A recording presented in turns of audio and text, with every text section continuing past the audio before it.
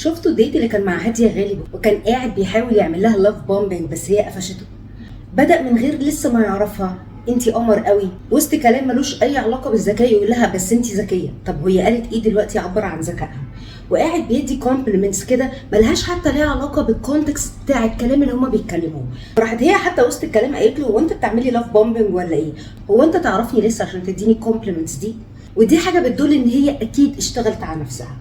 هي لو كانت واحده مش واثقه في نفسها كانت اكيد فرحت واو بيقول لي انت ذكيه وانت اكيد قمر وكلام كده لذيذ قوي، علشان لما يجي يصارحني بانه اتجوز 3 مرات وخان كتير جدا اشوف ان الموضوع عادي واقول اكيد دي كانت بس تجارب سيئه وما اقدرش اشوف الموضوع بموضوعيه.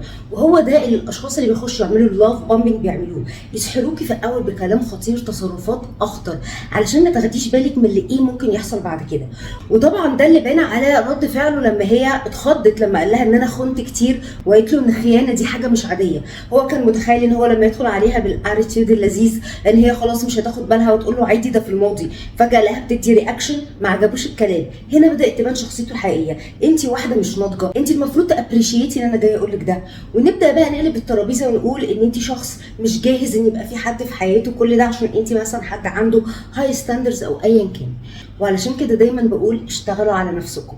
كتير منا جدا واحنا صغيرين مرينا بتجارب مع اهلنا ما كانتش احسن حاجه، ايا كانت نقد مقارنه وغيره، واللي بسببه بقت ثقتنا بنفسنا ضعيفه.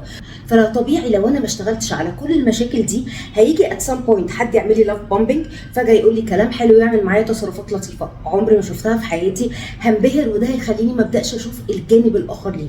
لكن لو انا اشتغلت على نفسي وتشافيت من المشاكل اللي حصلت لي هقدر اعمل زي ما هادية غالب كده قدرت تعمله وقدرت تقفش ان هو غير مناسب ليها.